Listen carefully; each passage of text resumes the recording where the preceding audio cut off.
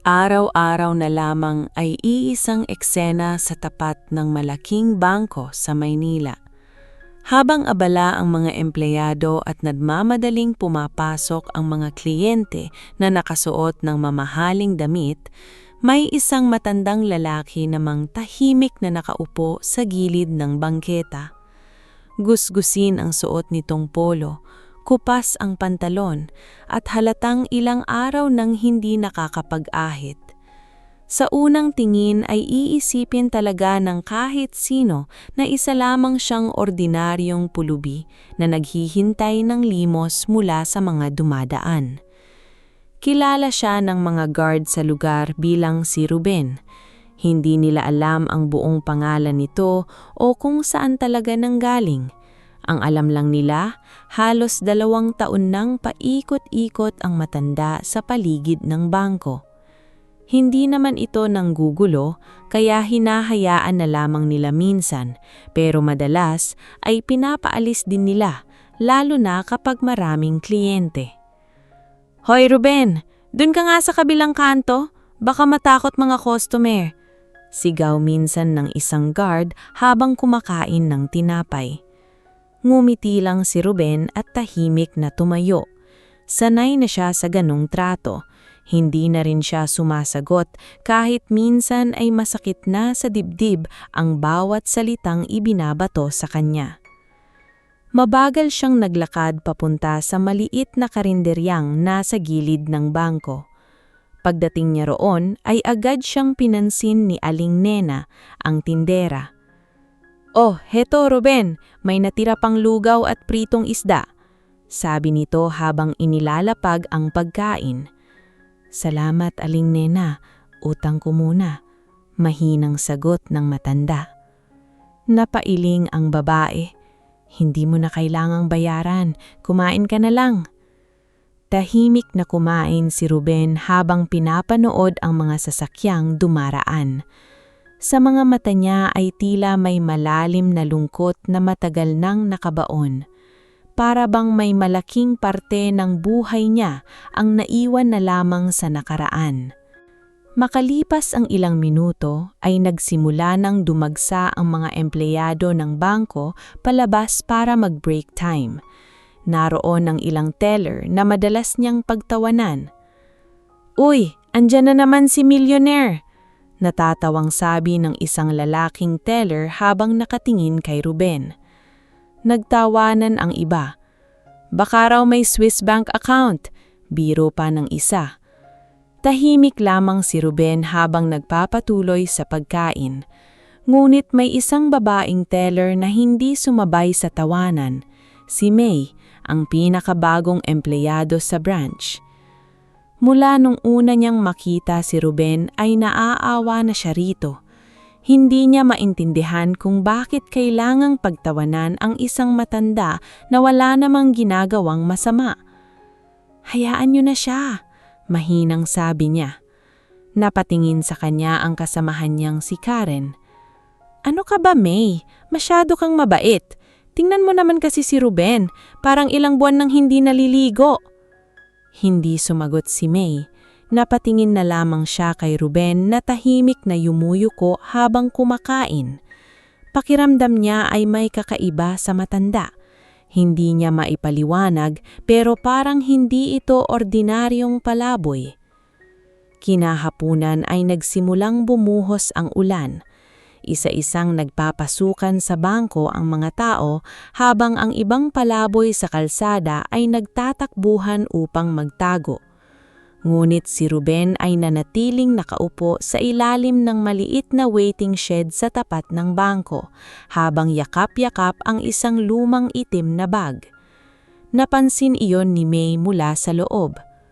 "Sir, pwede namang sigurong papasukin niyo muna siya habang umuulan," sabi niya sa guard. "Bawal yan, mamaya magreklamo mga kliyente."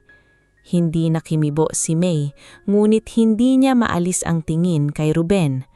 Kahit basang-basa na ito ay hindi nito binibitawan ang lumang bag na tila napakahalaga. Lumipas pa ang ilang oras bago humina ang ulan. Malapit nang magsara ang bangko nang biglang tumayo si Ruben at mabagal na naglakad papunta sa entrance.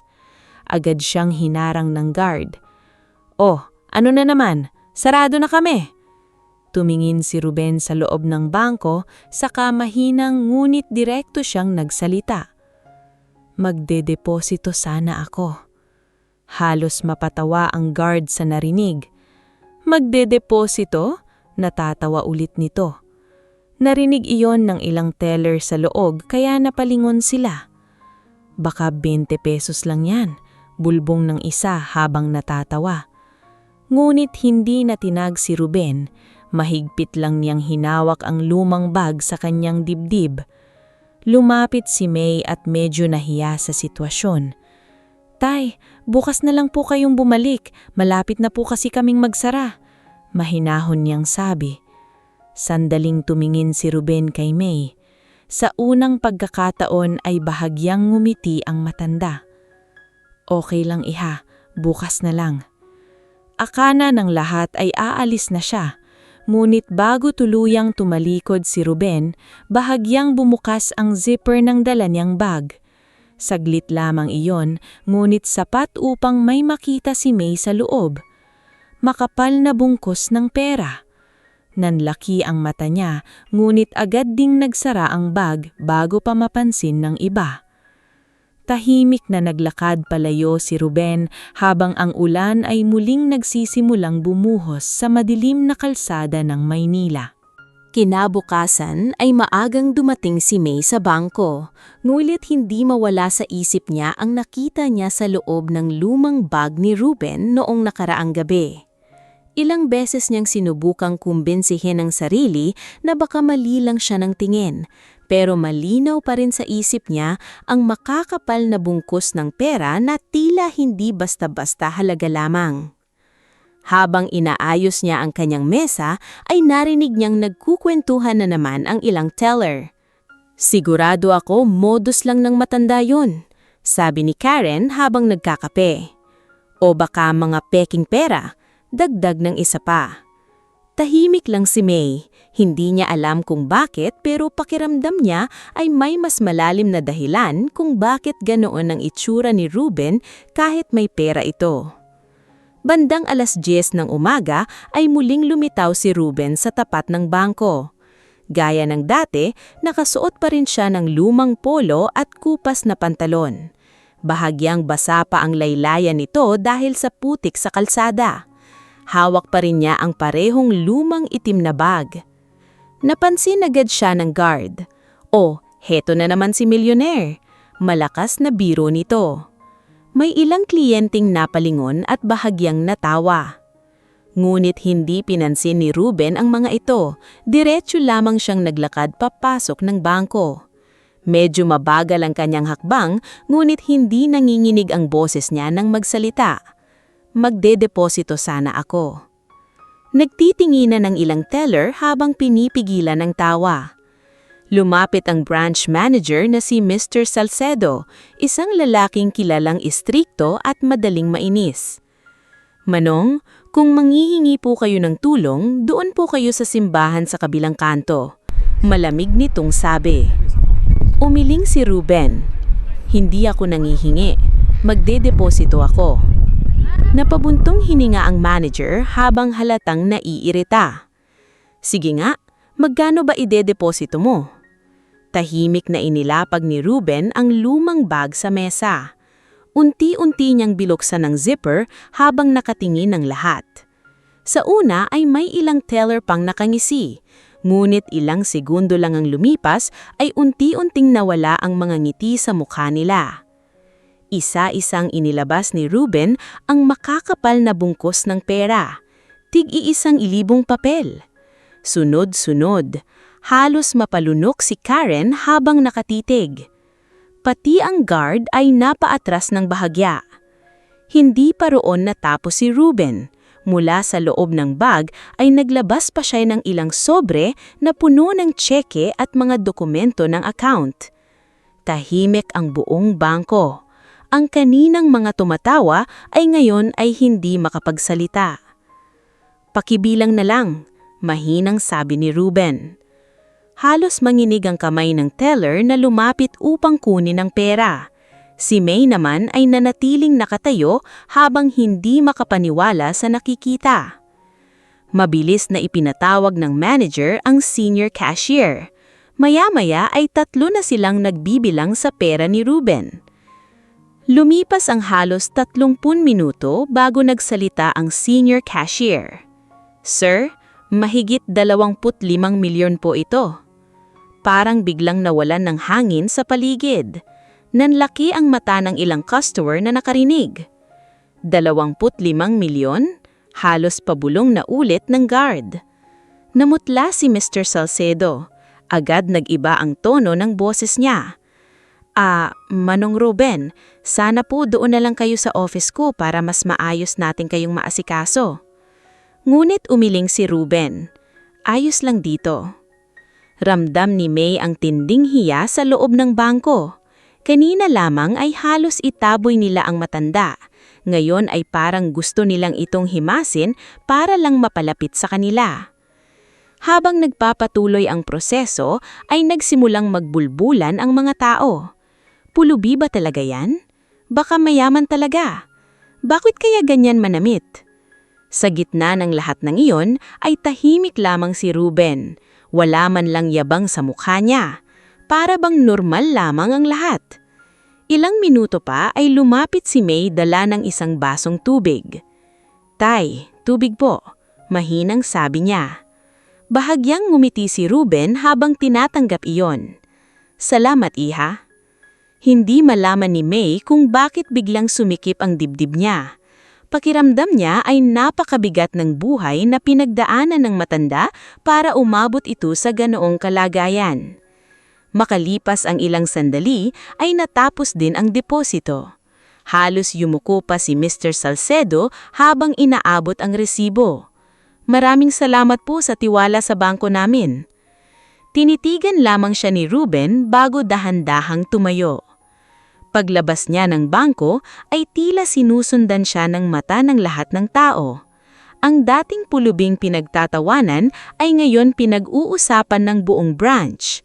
Ngunit hindi alam ni Ruben na may isang customer palang lihim na nag-video ng buong pangyayari mula sa pagtatawanan siya hanggang sa ilabas niya ang milyong-milyong pera. At pagsapit ng gabi, mabilis iyong kumalat sa social media. Kasabay ng pagdami ng views at galit ng netizens, ay tahimik namang naglalakad si Ruben sa madilim na kalsada ng Maynila habang hawak ang maliit na papel ng kanyang deposit slip. Parang wala lang sa kanya ang milyong-milyon, pero sa likod ng kanyang tahimik na mukha ay may isang nakatagong nakaraan na matagal nang gustong kalimutan. Kinabukasan ay tila ibang klase ang ingay sa loob ng bangko. Halos lahat ng empleyado ay nakatutok sa kani-kanilang cellphone habang nag-uusap-usap. Ang video ng matandang pulubing pinagtawanan sa bangko bago nagdeposito ng milyong-milyong pera ay mabilis na kumalat sa social media magdamag. Libo-libong tao ang nagbahagi nito at mas lalo pang dumami ang galit ng netizens nang makita kung paanong pinagtawanan at halos palayasin si Ruben bago ilabas ang perang dala niya. Grabe, 2 milyong views na agad. Bulong ng isang teller habang nanginginig ang boses. Pinapahanap daw ng head office kung sino yung mga nasa video. Dagdag pa ng isa. Tahimik lamang si May habang nakaupo sa kanyang mesa. Hindi rin siya mapakali simula nang mapanood na muli ang video kagabi. Masakit para sa kanya na makita kung gaano kababa ang tingin nila kay Ruben dahil lamang sa itsura nito. Makalipas ang ilang minuto ay dumating si Mr. Salcedo na halatang puyat at tensyonado. Wala ang dati nitong yabang habang naglalakad papasok ng opisina. Lahat ng empleyado, meeting, ngayon din, malamig nitong utos. Agad nagtipon-tipon ng mga teller at guard sa maliit na conference room. Ramdam agad ang bigat ng hangin. Tumawag ang head office, panimula ni Mr. Salcedo. Galit sila sa nangyari. Sira ang pangalan ng bangko ngayon dahil sa video. Tahimik ang lahat. Simula ngayon, gusto kong maging maingat kayo sa pagtrato sa lahat ng customer, kahit sino pa yan. Napayuko ang ilang teller. Pagkatapos ng meeting, ay unti-unting bumalik sa trabaho ang lahat. Hindi pa rin mawala ang tensyon sa branch. Maya-maya pa ay may ilang reporter na ring pumunta sa labas ng bangko upang magtanong tungkol sa viral video. Samantala, sa kabilang bahagi ng lungsod ay tahimik lamang na naglalakad si Ruben sa gilid ng kalsada. Suot pa rin niya ang parehong lumang damit habang pasa ng kanyang itim na bag. Wala siyang pakialam sa mga taong nakatingin o bumubulong habang dumaraan siya. Huminto siya sa isang maliit na tindahan ng lugaw kung saan madalas siyang kumain. Agad siyang binati ni Aling Nena. "Naku, Ruben! Sikat ka na pala!" Natatawang sabi ng matanda. Bahagyang ngumiti si Ruben, ngunit hindi nagsalita. "Pinapanood ka ng buong barangay kagabi. Abay, akalain mong milyonaryo ka pala." Tahimik lamang na umupo si Ruben habang nakatanaw sa malayo. Sa likod ng simpleng ngiti niya ay tila may pagod na matagal nang hindi nawawala. Habang kumakain siya ay may isang itim na sasakyang dahan-dahang huminto sa kabilang bahagi ng kalsada. Mula sa loob nito ay may isang lalaking seryosong nakatingin kay Ruben. Halos 50 taong gulang na rin ito, maayos manamit at halatang mayaman.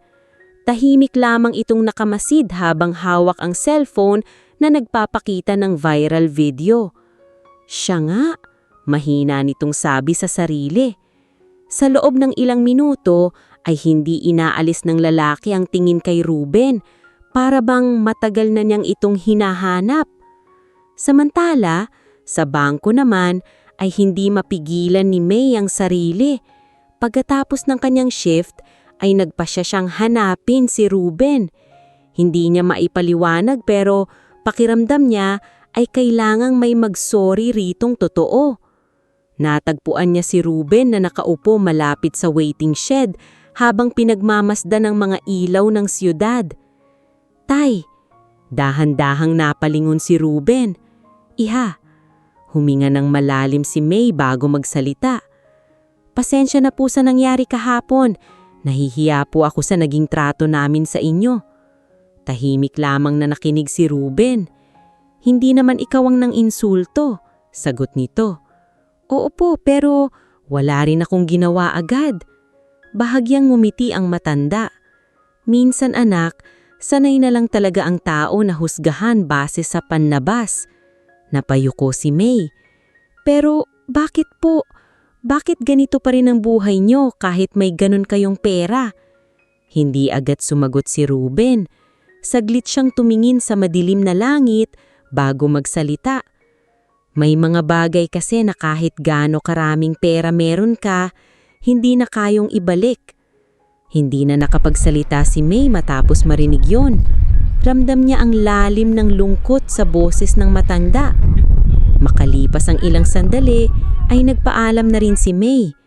Ngulit habang naglalakad palayo ay hindi niya napansin na may nakatimin pala sa kanila mula sa loob ng itim na sasakyan sa kabilang kalsada. Tahimik na pinagmamasdan ng misteryosong lalaki si Ruben. Maya-maya ay may tinawag ito sa cellphone. "Sigurado akong siya nga," malamig nitong sabo. "Pagmasdan niyo muna siya, huwag muna kayong lalapit." Pagkatapos ng tawag ay muli nitong tinitigan si Ruben na tahimik lamang na nakaupo sa ilalim ng ilaw ng waiting shed habang hawak ang lumang bag. At sa unang pagkakataon matapos ang napakaraming taon ay tila may isang bahagi ng nakaraan ni Ruben na unti-unting bumabalik upang guluhin muli ang tahimik niyang buhay. Kinabukasan ay tila ibang klase ang ingay sa loob ng bangko. Halos lahat ng empleyado ay nakatutok sa kani-kanilang cellphone habang nag-uusap-usap. Ang video ng matandang pulubing pinagtatawanan sa bangko bago nagdeposito ng milyong-milyong pera ay mabilis na kumalat sa social media magdamag.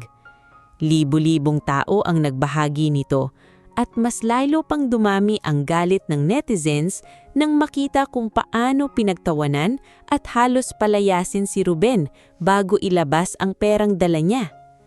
Grabe, 2 milyong views na agad, bulong ng isang teller habang nanginginig ang boses. Pinapahanap daw ng head office kung sino yung mga nasa video, dagdag pa ng isa. Tahimik lamang si May habang nakaupo sa kanyang mesa. Hindi rin siya mapakali simula nang mapanood niya muli ang video kagabi. Masakit para sa kanya na makita kung gaano kababa ang tingin nila kay Ruben dahil lamang sa itsura nito. Makalipas ang ilang minuto ay dumating si Mr. Salcedo na halatang puyat at tensyonado. Wala ang dati nitong yabang habang naglalakad papasok ng opisina. Lahat ng empleyado, meeting, ngayon din. Malamig nitong utos.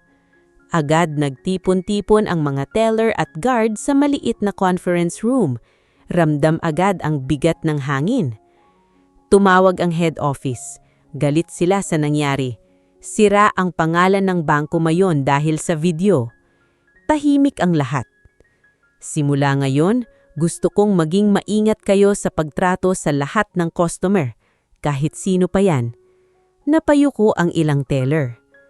Pagkatapos ng meeting ay unti-unting bumalik sa trabaho ang lahat, ngunit hindi pa rin mawala ang tensyon sa branch. Maya-maya pa ay may ilang reporter na ring pumunta sa labas ng bangko upang magtanong tungkol sa viral video. Samantala, sa kabilang bahagi ng lungsod ay tahimik lamang na naglalakad si Ruben sa gilid ng kalsada. Suot pa rin niya ang parehong lumang damit habang pasan ang kanyang itim na bag. Wala siyang pakialam sa mga taong nakatingin o bumubulong habang dumaraan siya. Huminto siya sa isang maliit na tindahan ng lugaw kung saan madalas siyang kumain. Agad siyang binati ni Aling Nena.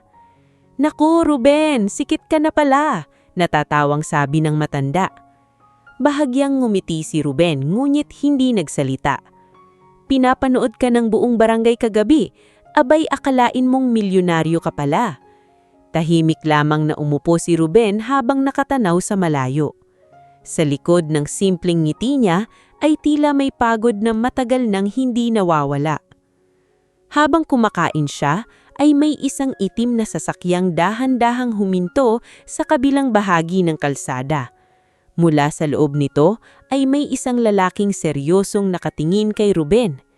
Halos 50 taong gulang na rin ito, maayos manamit at halatang mayaman. Tahimik lamang itong nakamasid habang hawak ang cellphone na nagpapakita ng viral video. "Siya nga," mahina nitong sabi sa sarili. Sa loob ng ilang minuto ay hindi inaalis ng lalaki ang tingin kay Ruben, para bang matagal na niyang itong hinahanap. Samantala, sa bangko naman ay hindi mapigilan ni May ang sarili. Pagkatapos ng kanyang shift ay nagpasya siyang hanapin si Ruben. Hindi niya ito maipaliwanag pero pakiramdam niya ay kailangang may magsorry rito ng totoo.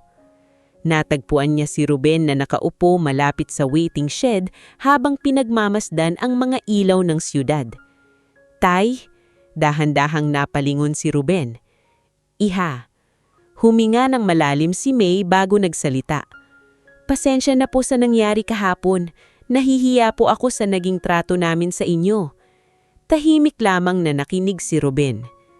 "Hindi naman ikaw ang nag-insulto." "Oo po, pero wala rin akong ginawa agad." Bahagyang ngumiti ang matanda. "Minsan anak, sanay na lang talaga ang tao na husgahan base sa panlabas." Napayuko si May. "Pero bakit ganito pa rin ang buhay niyo kahit may ganun kayong pera?" Hindi agad sumagot si Ruben. Saglit siyang tumingin sa madilim na langit bago nagsalita. "May mga bagay na kahit gaano karaming pera meron ka, hindi na kayang ibalik." Hindi na nakapagsalita si May matapos marinig iyon. Ramdam niya ang lalim ng lungkot sa boses ng matanda. Makalipas ang ilang sandali, ay nagpaalam na rin si May. Ngunit habang naglalakad palayo, ay hindi niya napansing may nakatingin pala sa kanila mula sa loob ng itim na sasakyan sa kabilang kalsada. Tahimik na pinagmamasdan ng misteryosong lalaki si Ruben. Maya-maya ay may tinawag ito sa cellphone. Sigurado akong siya nga, malamig nitong sabi. Pagmasdan niyo muna siya, huwag muna kayong lalapit. Pagkatapos ng tawag, ay muli nitong tinitigan si Ruben na tahimik lamang na nakaupo sa ilalim ng ilaw ng waiting shed habang hawak ang lumang bag niya.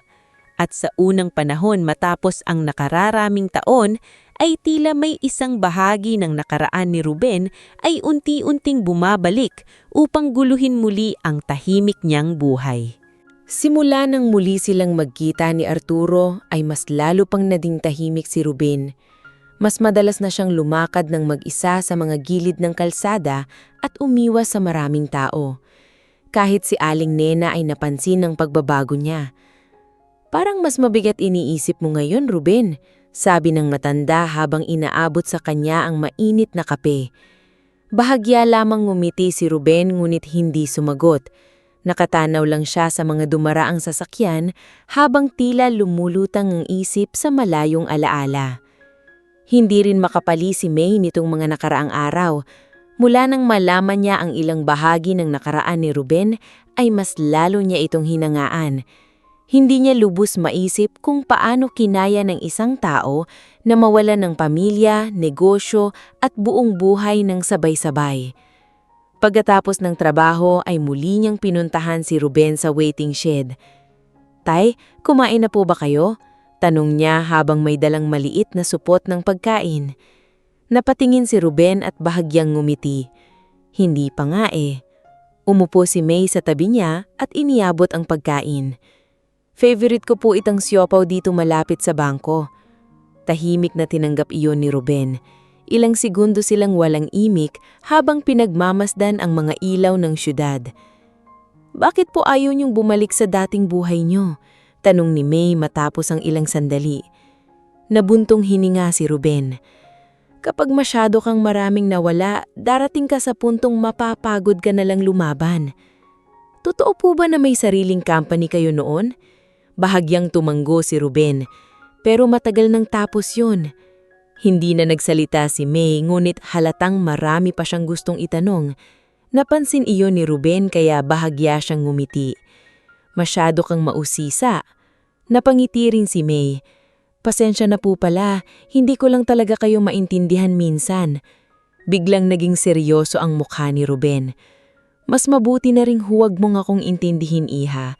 Ang mga taong tulad ko, masyado ng maraming dalang problema." Hindi alam ni May kung bakit, ngulit biglang sumikip ang dibdib niya sa narinig. Pakiramdam niya ay matagal nang pasan ni Ruben ang bigat ng mundo ng mag-isa. Samantala, sa isang mamahaling restaurant sa Makati ay tahimik na nakaupo si Arturo habang pinagmamasdan ng litrato ni Ruben sa cellphone niya. Sa harap niya ay may ilang dokumentong nakalatag sa mesa. "Sigurado ka bang wala na siyang ibang pamilya?" Tanong niya sa lalaking katabi. "Wala na po kaming nakita, sir. Mag-isa na lang talaga siya." Tahimik na napahawakan si Arturo sa noo. "Kasalanan ko ang nangyari sa kanya." "Sir, kung hindi kami naging gahaman noon, hindi sana nasira ang buhay niya." Hindi agad nakasagot ang kanyang assistant. Pagkaraan ng ilang segundo ay muling nagsalita si Arturo. "Hanapin niyo kung saan siya madalas natutulog at siguraduhin ninyong ligtas siya." "Sa tingin niyo po ba'y tatanggapin niya ang tulong niyo?" Mapait na napangiti si Arturo. Hindi na siguro. Kinabukasan ay muling naging usap-usapan si Ruben sa bangko. May ilang customer pa ang nagtatanong kung nasaan na raw ang millionaire na pulubi. Ang ilang teller na dating nang insulto sa kanya ay ngayon ay tila nahihiya na tuwing nababanggit ang pangalan niya. Habang abala si May sa trabaho, may dalawang lalaking pumasok sa bangko at tahimik na lumapit sa guard. "Dito madalas yung matandang pulubi na nagdeposito ng milyon?" Tanong ng isa. "Nako, sikat na nga yun," natatawang sagot ng guard. "Bakit niyo hinahanap?" May kailangan lang kaming itanong. Hindi iyon napansin ni May, ngulit may kakaibang tingin ng dalawang lalaki habang nakatingin sa loob ng bangko. Pagsapit ng gabi ay muling pinuntahan ni May si Ruben, ngunit wala ito sa waiting shed. Medyo nag-alala siya kaya naglakad siya sa paligid hanggang sa makita niya itong nakaupo malapit sa isang lumang tindahan. "Tay, okay lang po ba kayo?" "Oo naman," sagot ni Ruben. Maya-maya ay may mamahaling sasakyang huminto sa gilid nila. Agad bumaba si Arturo. Nakita iyon ni May at bahagyang nagtaka. "Kilalang tao niyo po?" tanong niya. Tahimik lang si Ruben habang nakatingin si Arturo. Lumapit ang lalaki at seryosong tumingin kay Ruben. "Kailangan kitang makausap." "Wala na tayong dapat pag-usapan," malamig na sagot ni Ruben. Huminga ng malalim si Arturo bago nagsalita. "Hindi naaayos ng pera ang lahat. Hindi pera ang sadya ko." Tahimik ang paligid habang nakatingin lamang sila May sa kanilang dalawa. Ramdam niyang malalim ang koneksyon ng mga ito, ngunit halatang masakit ang nakaraan nila. Maya-maya ay dahan-dahang inilabas ni Arturo ang isang lumang litrato mula sa wallet niya. Larawan ito ni Ruben, Linda, Sofia at Arturo habang magkasamang nakangiti sa harap ng isang construction site maraming taon na ang nakaraan. Bahagyang nanginig ang kamay ni Ruben pagkakita sa litrato. "Iniingatan ko pa rin sila," mahinang sabi ni Arturo. Ngulit mabilis ding tumigas muli ang mukha ni Ruben. "Wala ka ng karapatang banggitin ang pamilya ko." At bago pa makasagot si Arturo ay tumalikot na si Ruben at mabagal na naglakad habang hawak ng mahigpit ang lumang bag. Tahimik lamang silang pinagmamasdan ni May at Arturo habang unti-unting lumalamon ng dilim ng gabi ang kanyang maliit at pagod na figura. Lumipas ang ilang araw na tila mas naging mailap si Ruben sa mga tao. Hindi na rin siya gaanong nagpupunta sa tapat ng bangko at madalas ay kung saan-saan na lamang natatagpo ang naglalakad sa lungsod. Simula nang maging viral lang nangyari sa kanya, ay marami nang nakakakilala sa kanya sa kalsada. May ilang lumalapit para magpa-picture, may ilang naaawa, at mayroon ding mga lihim na interesado sa perang daladala niya. Gabi noon at bahagyang umuulan habang naglalakad si Ruben sa isang madilim na eskinita papunta sa waiting shed na karaniwan niyang tinutulugan. Tahimik ang paligid maliban sa tunog ng patak ng ulan at mahihinang busina mula sa malayong kalsada. Mahigpit niyang hawak ang lumang bag habang mabagal na naglalakad. Ngunit maya-maya ay may narinig siyang yabag sa likuran niya. Hindi siya agad lumingon. Sanay na siya sa mga taong sumusunod o tumitingin sa kanya simula nang kumalat ang video niya sa social media. Pero nang mapansin niyang tatlong lalaki na pala ang dahan-dahang lumalapit, ay bahagyang tumigas ang mukha niya. "Oy, tay," tawag ng isa habang nakangisi. "Balita namin mayaman ka raw." Hindi sumagot si Ruben at ipinagpatuloy lamang ang paglalakad. "Huwag ka nang mahirap kausap," sabi pa ng isa habang ninanaharangan siya. Nang amuyin ni Ruben ang alak sa mga ito, ay agad niyang naunawaan ang sitwasyon. "Wala akong problema sa inyo. Pero kami meron," sagot ng lalaking may tattoo sa leeg. "Konting tulong lang naman, marami ka namang pera." Sinubukan ni Ruben na umiwas, ngunit mabilis siyang hinablot ng isa sa balikat. "Akin na yang bag." Mahigpit agad iyong niyakap ni Ruben. "Huwag." Ngunit lalong naging agresibo ang mga lalaki. "Matanda ka na, huwag mo nang pahirapan ng sarili mo." Pilitan nilong inaagaw ang bag, ngunit ayaw itong bitawan ni Ruben. Kahit nanginginig na ang mga kamay niya, ay pilit pa rin niya itong hawak. Bigla siyang itinulak ng isa dahilan upang bumagsak siya sa basang kalsada. Napangiwi siya sa sakit, ngunit hindi pa rin binitawan ng bag. "Buwisit ka!" sigaw ng lalaki bago siya sinuntok sa tagiliran. Napapikit si Ruben habang pilit na pinoprotektahan ng dala niyang bag, hindi dahil sa pera, kundi dahil naroon pa rin ang ilang lumang litrato ng kanyang asawa at anak. Muling hinablot ng mga lalaki ang bag, ngunit bago pa nila ito makuha ay may malakas na sigaw na narinig mula sa dulo ng eskinita. "Hoy, anong ginagawa niyo?" Napalingon ng mga lalaki nang makitang may parating pang ibang tao mula sa kalsada. kaya mabilis silang nagtakbuhan palabas ng eskinita. Agad lumuhod si May sa tabi ni Ruben. "Tay, okay lang po ba kayo?" Bahagyang napangiwi si Ruben habang hawak ang tagiliran niya. "Ayos lang ako." Ngulit halata sa mukha niya ang sakit. "Tara po, dadalhin namin kayo sa klinik." "Ayos lang ako," pilit niyang sabi. Ngunit umiling si May. "Hindi po, sugatan kayo." Sa tulong ng tricycle driver ay dinala nila si Ruben sa maliit na klinik na bukas pa kahit gabi na. Habang nililinis ng nurse ang sugat niya, ay tahimik lamang si May sa tabi niya. Hindi niya maalis sa isip ang itsura ni Ruben habang pilit nitong pinoprotektahan ng lumang bag kahit binubugbog na siya. Maya-maya ay dahan-dahan inilapag ni Ruben ang bag sa tabi niya. Bahagyang bumukas ang zipper nito at nakita ni May ang ilang lumang litrato sa loob. Larawan iyon ng isang masayang pamilya. Tahimik na napatingin si May kay Ruben. "Pamilya niyo po ba?" Matagal bago sumagot ang matanda. "Asawa ko at anak ko." Maingat na sinara muli ni Ruben ang bag bago siya napayuko. "Akala ng maraming tao, pera ang pinakamahalaga sa akin dahil sa nangyari sa bangko." Huminga siya ng mabigat. Pero ang totoo, ito lang ang natitira sa kanila. Unti-unting namuo ang luha sa mga mata ni May habang nakikinig. "Kung naging maingat lang sana ako noon, baka buhay pa sila." "Tay, habang abala ako sa negosyo, hindi ko napansing unti-unti ko na silang nawawala."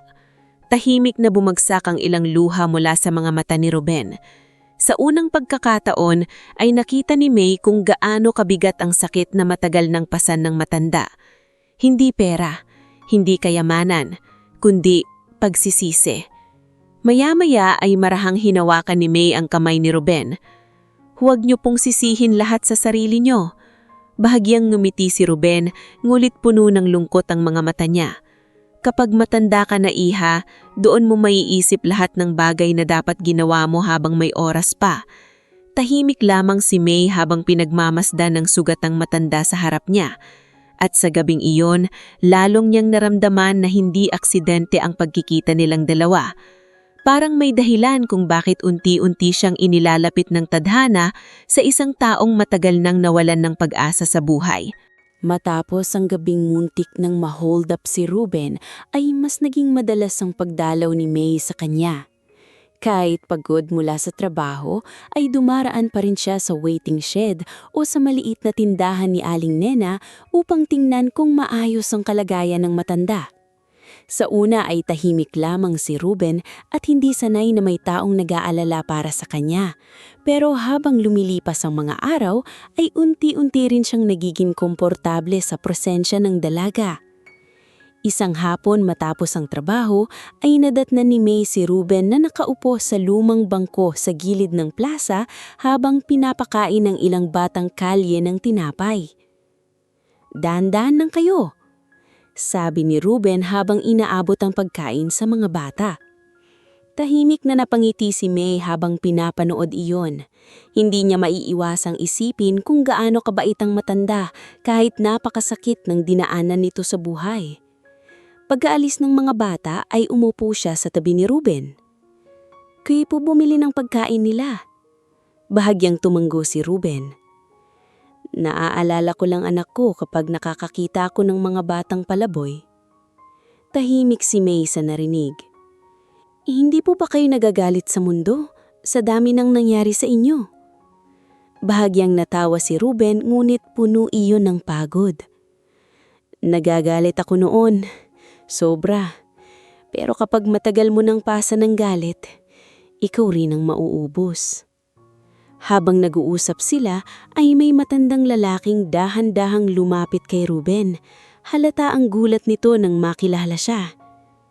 "Sir Ruben?" Napalingon si May habang si Ruben naman ay tila natigilan sandali. "Berto?" Mahinang sabi ni Ruben. Biglang namuo ang luha sa mata ng matanda. "Kayo nga po! Diyos ko!" Hindi maintindihan ni May ang nangyayari habang mahigpit na kinakamayan ng matandang lalaki si Ruben. "Ano pong magkakilala kayo?" tanong niya. Huminga ng malalim si Berto bago tumingin kay May. Dating akong foreman sa construction company niya. Napatingin si May kay Ruben. Totoo po pala talaga. Tahimik lamang si Ruben. Hindi na napigilan ni Mang Berto ang sarili at napaupo siya habang tila bumabalik sa kanya ang maraming alaala.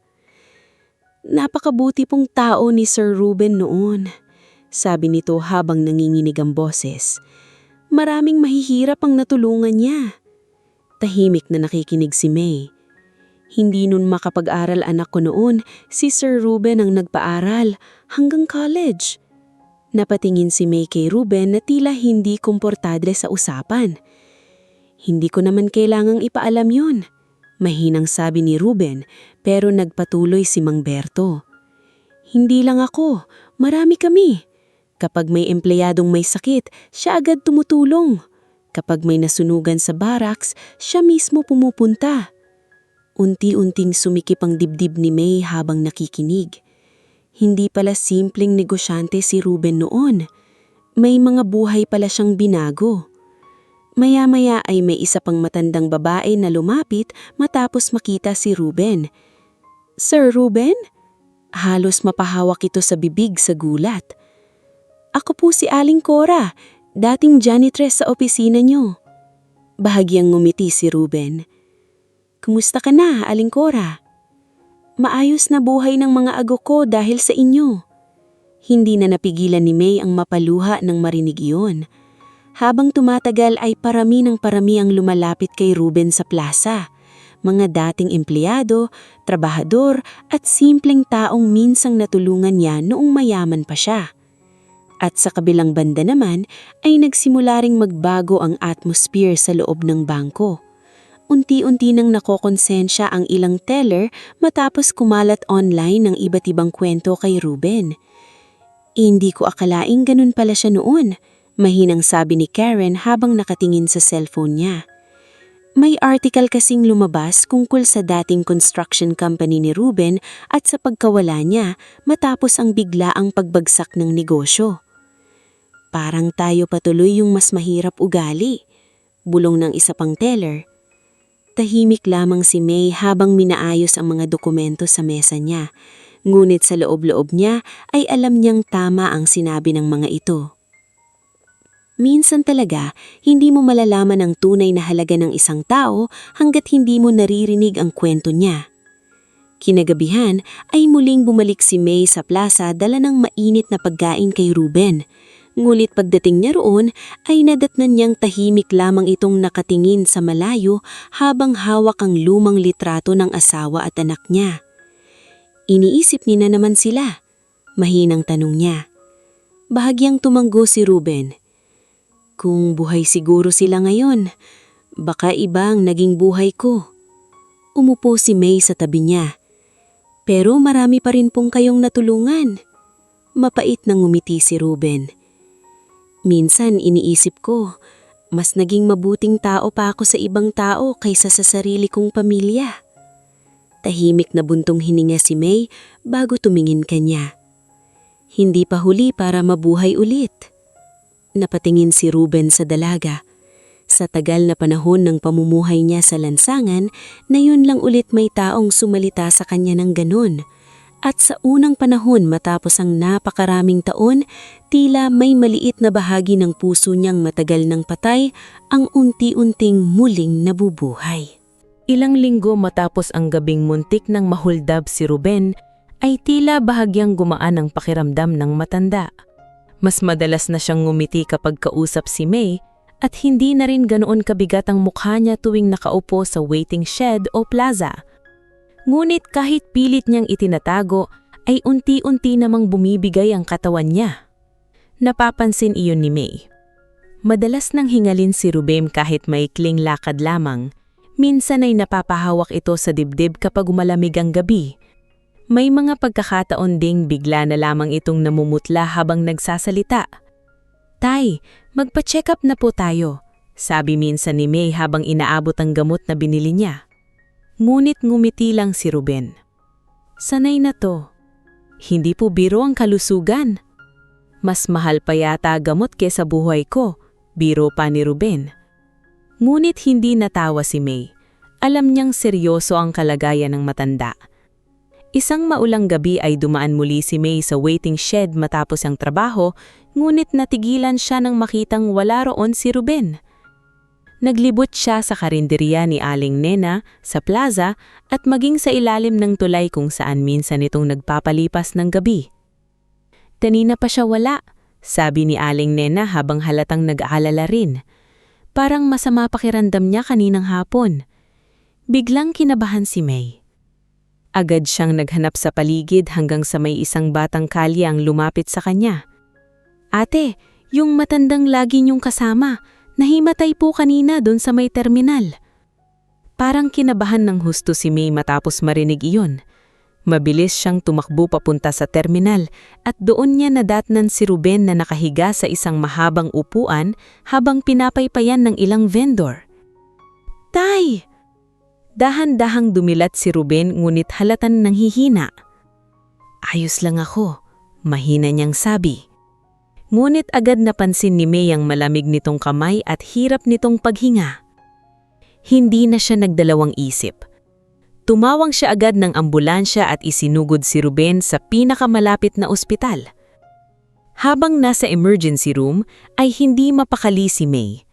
Paulit-ulit siyang naglalakad sa hallway habang hinihintay ang doktor. Makalipas ng halos 1 oras ay lumabas din ang doktor. Kayo po ba ang kasama ng pasyente? Opo. Huminga ng malalim ang doktor. May sakit po siya sa puso. Mukhang matagal na itong kondisyon niya pero hindi siya regular na nagpapagamot. Napapikit si May. Kailangan po ba siyang ma-confine?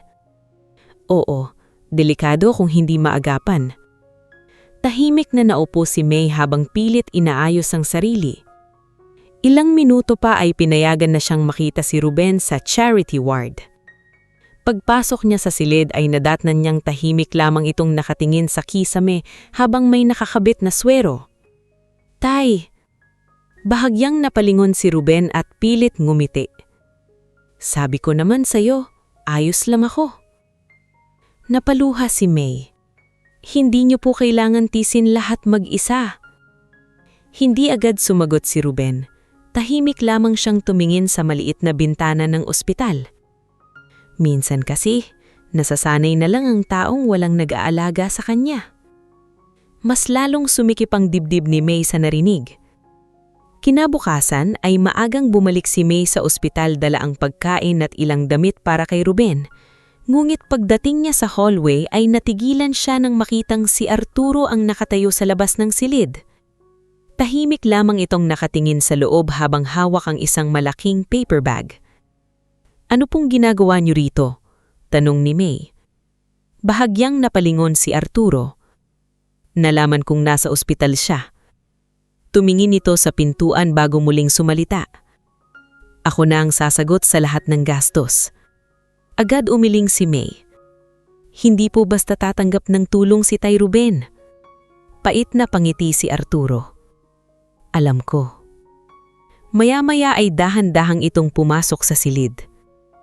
Pagkakita pa lang ni Ruben kay Arturo ay agad nang tumigas ang mukha niya. Bakit nandito ka? Tahimik na ilinagay ni Arturo ang paper bag sa mesa. Para tumulong. Hindi ko kailangan ng awa mo. Tahimik ang buong silid. Huminga ng malalim si Arturo bago sumalita. Hindi awa to, konsensya. Bahagyang natawa si Ruben pero puno ito ng pait. Matagal nang huli ang konsensya mo. Tahimik lamang si May habang nakikinig sa kanilang dalawa.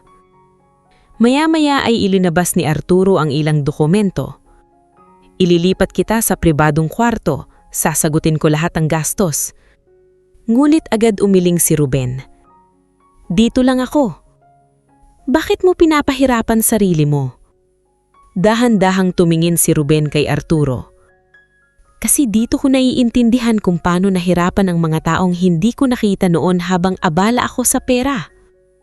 Hindi agad nakasagot si Arturo. Habang nagpapayaman tayo dati, hindi natin napapansin kung gaano kahirap mabuhay ang ordinaryong tao.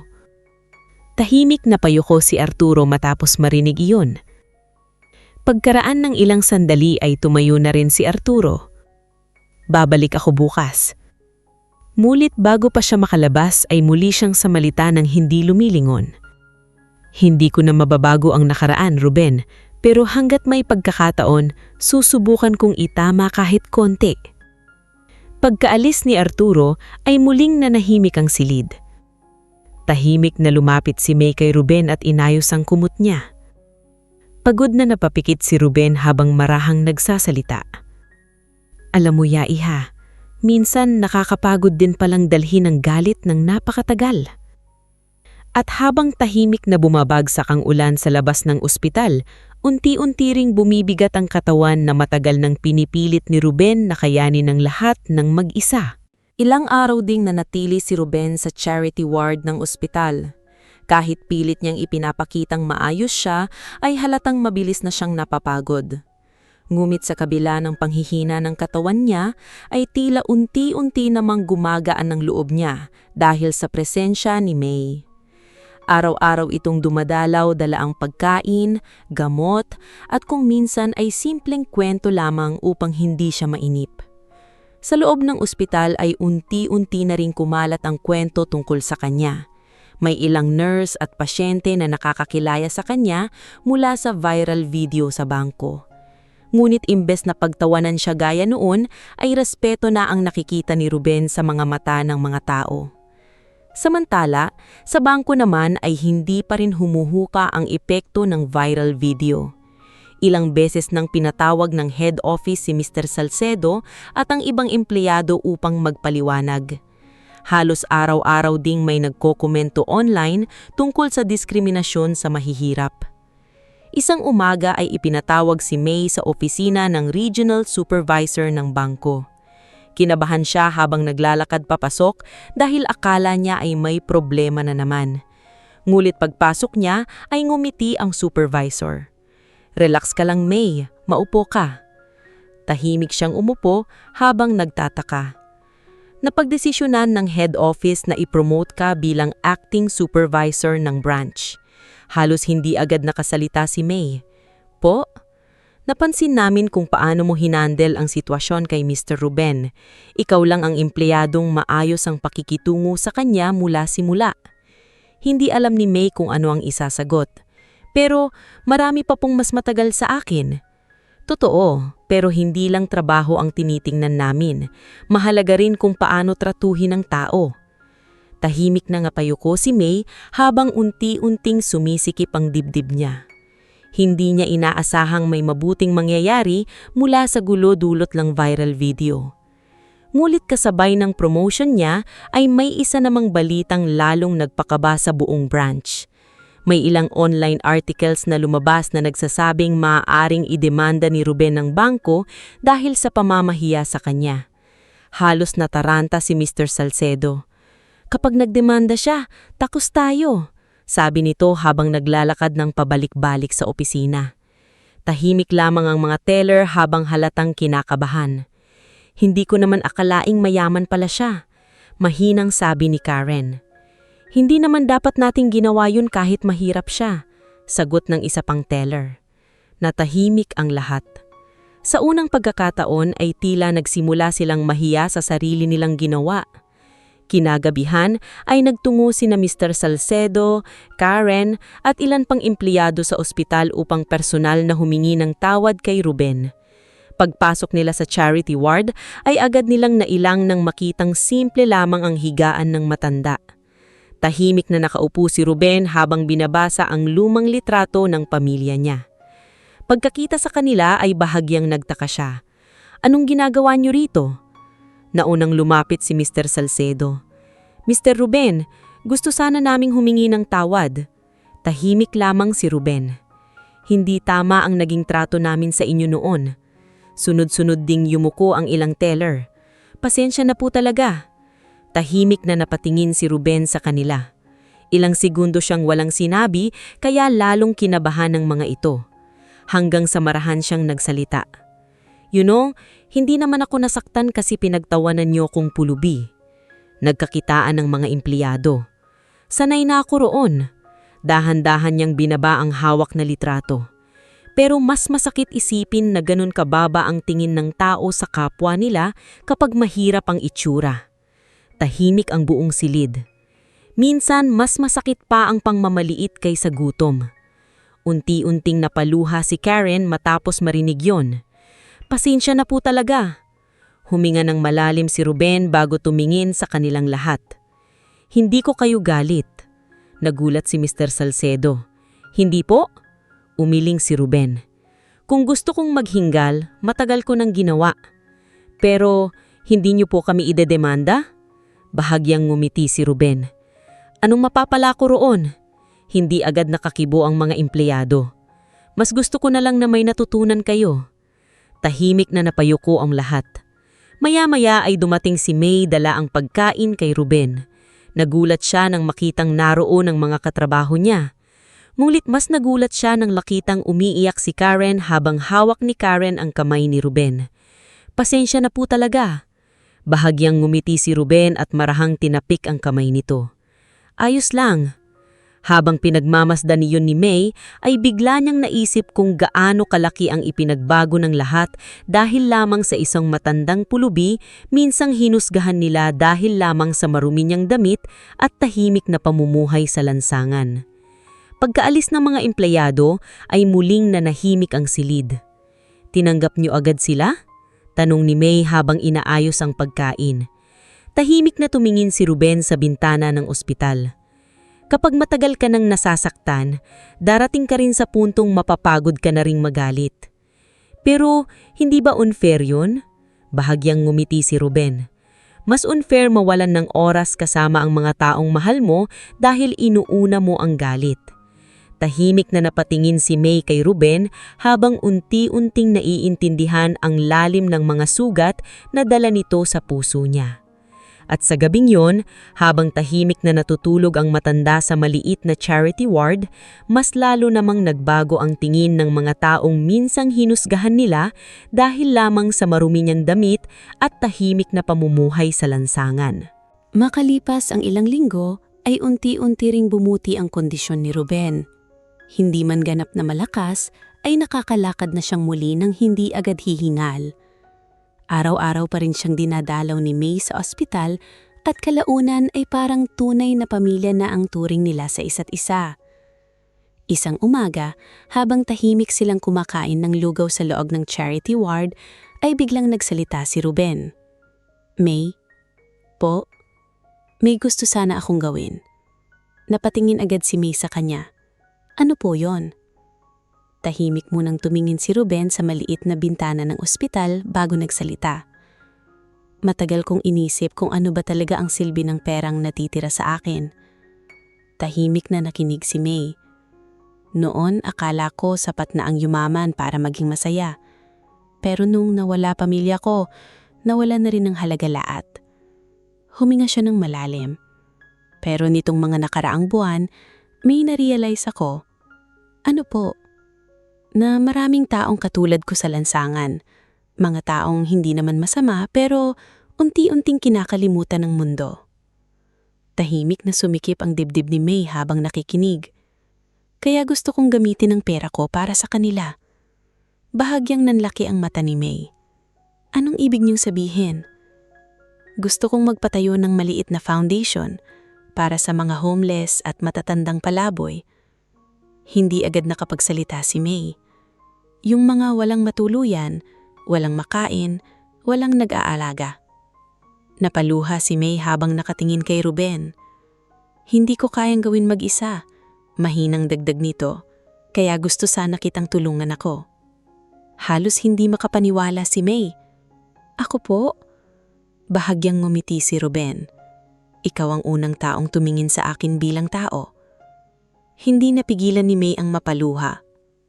Pagkalabas ni Ruben sa ospital makalipas ang ilang araw, ay agad silang nagsimulang maghanap ng maliit na gusaling maaaring rentahan. Kahit tutol si Arturo noong una sa simpleng plano ni Ruben at gusto nitong magpatayo agad ng malaking charity institution, ay mas pinili pa rin ng matanda ang simple lamang. Hindi kailangang enggrande, sabi ni Ruben habang tinitingnan ng isang lumang gusali sa gilid ng Quiapo. Basta may matutulugan ng mga tao. Tahimik lamang na nakinig si Arturo habang nakasunod sa kanila.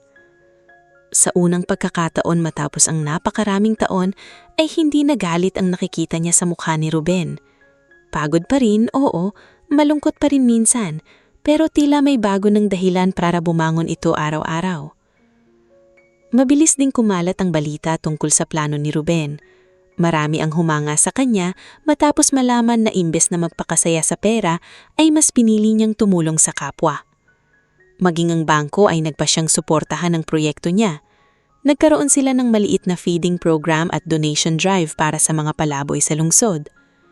Isang araw ay muling nagtipon-tipon ng mga empleyado ng bangko sa harap ng maliit na gusaling rinirenovate para sa foundation.